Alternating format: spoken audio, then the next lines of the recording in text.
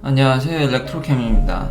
오늘도 테슬라 이야기를 해볼까 합니다. 오늘은 JD 파워에서 조사한 EV 차저, 그러니까 전기차를 충전하면서 얻는 경험에 대해서 오너들한테 서베이를 해서 나름의 이런 평가 기준을 해서 매긴 JD 파워의 점수가 나왔습니다. 그래서 좀 신기한 면들을 꼬집을까 하고, 두 번째로는 이제 AI 데이가 내일이죠. 곧입니다, 곧.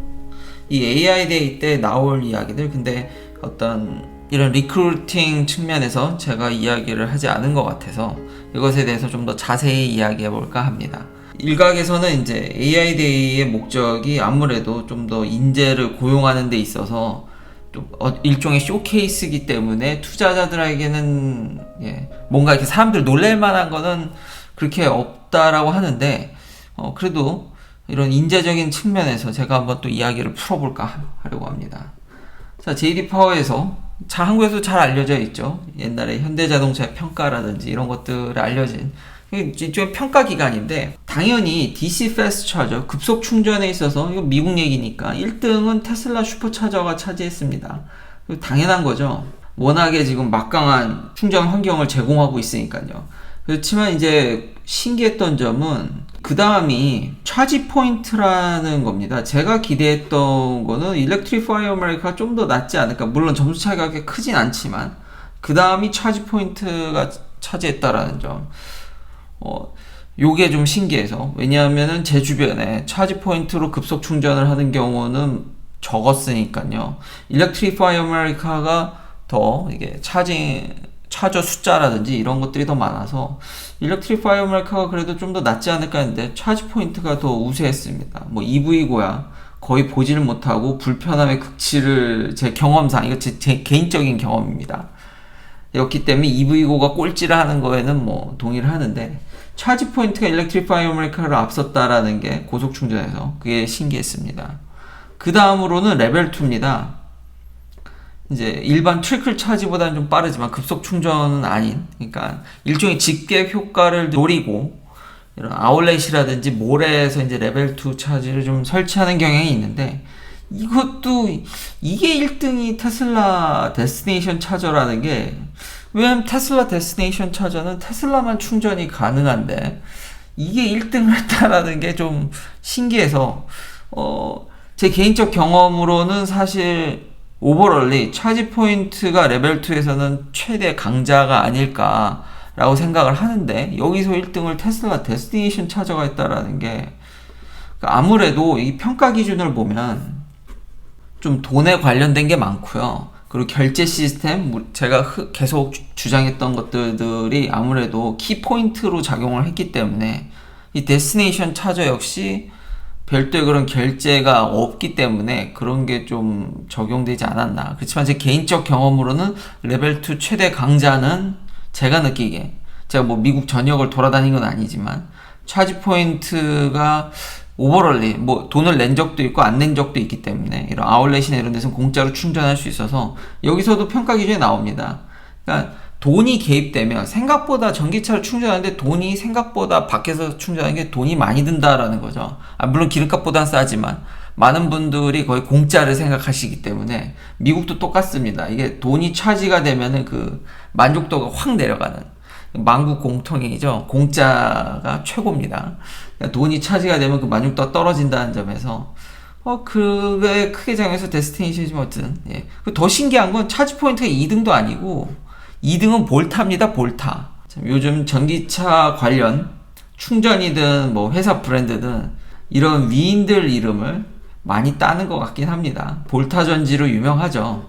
이탈리아 사이언티스트자, 뭐 교수도 예전에 하셨던 것 같은데 워낙 옛날 얘기라서 이제 볼타 전지로 유명한 이런 위인들, 테슬라도 그렇죠. 대부분 위인들 이름을 참 따는데, 이 볼타는 전에 제가 아주 초창기, 이거 기억하시면 진짜 찐 구독자님이실 수 있겠네요. 진짜 옛날에 만든 영상에 제가 볼타를 쓴 영상을 보여드린 적이 있습니다. 볼타를 다시 이제 리마인드 시켜드리면 이겁니다, 이거. 그러니까 볼타는 거의 공짜예요.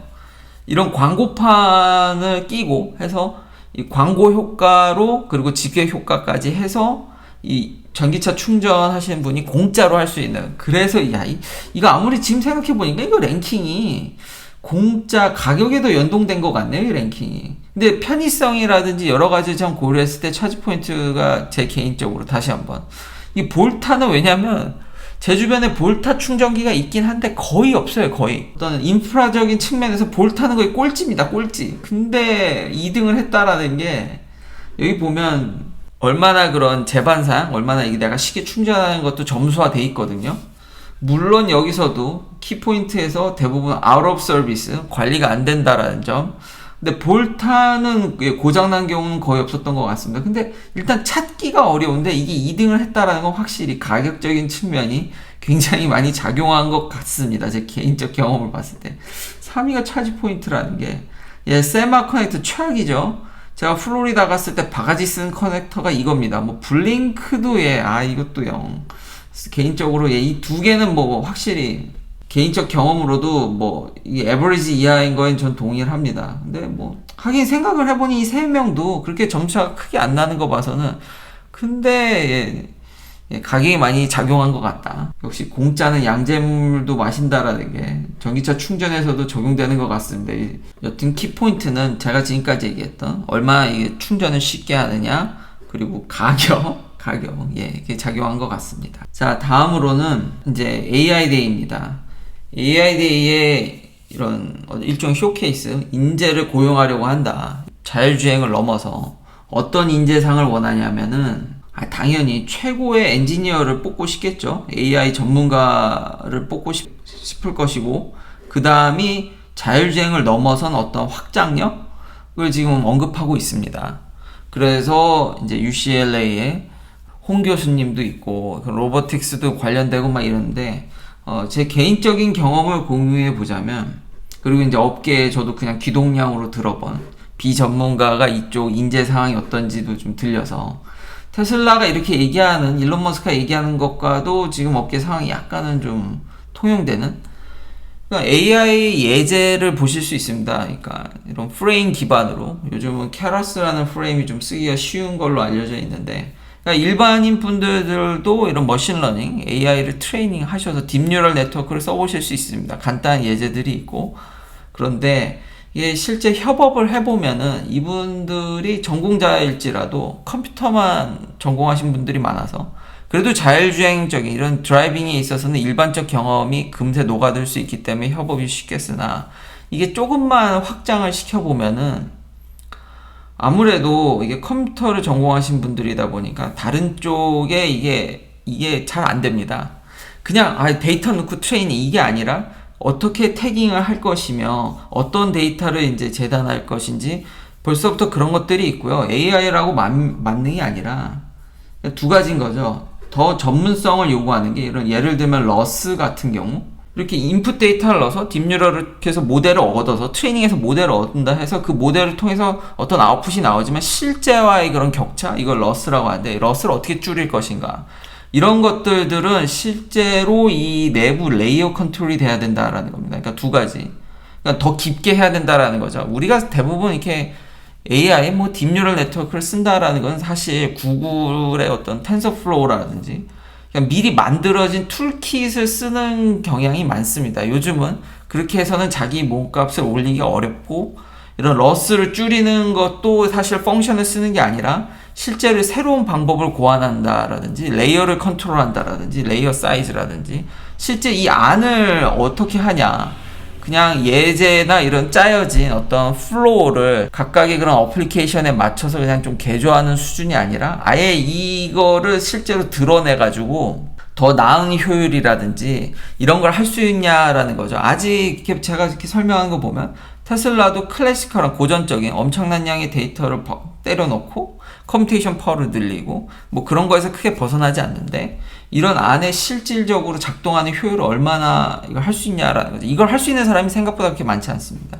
이걸 하는 순간 몸값이 몇 배로 뜁니다. 그리고 얼마나 자기가 타 분야에 대한 이해도가 높냐라는 거죠. 데이터를 봤을 때 그거를 확장하고, 그러니까 자기 분야뿐만 하는 게 아니라 얼마나 확장할 수 있는, 이거 융합이 대세라고 할 수 있겠습니다. 그러니까 두 가지죠. 그러니까 융합을 할 수 있고 다양한 분야의 데이터를 읽고 어떤 기술적 트렌드를 읽을 수 있으면서 실제로 어떤 예제 수준이 아니라 만들어 짜여진 그런 플로우 수준이 아닌 딥뉴럴 네트워크의 효율성을 얼만큼 이렇게 증가시킬 수 있냐. 이렇게 정말 5G니 무슨 테라바이트니 테라 사이즈의 어떤 데이터 양을 논해도 여전히 잘 재단되지 않는 약간의 쓰레기 같은 데이터라든지 너무 많은 불필요한 정보들 때문에 과부하가 걸리는 경우가 많기 때문에 여전히 사이즈를 줄이는 것이 큰 화두이기도 합니다. 그러니까 얼마나 효율적으로 트레이닝을 하며 이런 것들은 매우 하기가 어렵습니다. 실제로 이 안을 그리고 리버스 엔지니어링이라고 해서 레이어별로 이걸 들어가 가지고 각각 얘가 지금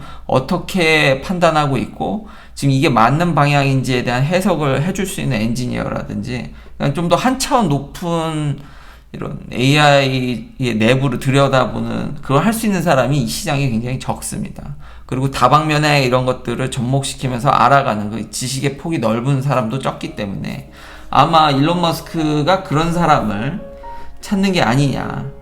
워낙 업계에 그런 분들이 이제 희소하다 보니까 그런 분들을 찾는 일종의 쇼케이스가 될 것으로 저는 기대를 하고 있습니다. 단순히 AI를 아는, 그러니까 머신러닝을 전공한 사람이 아니라 레이어를 컨트롤하고 그 안을 더 깊게 그리고 리버스 엔지니어링이라든지 그리고 데이터의 어떤 확대해서 더 효율적이면 그리고 타 분야에 대한 융합 이런 것들을 기대하는 것으로 추측이 됩니다.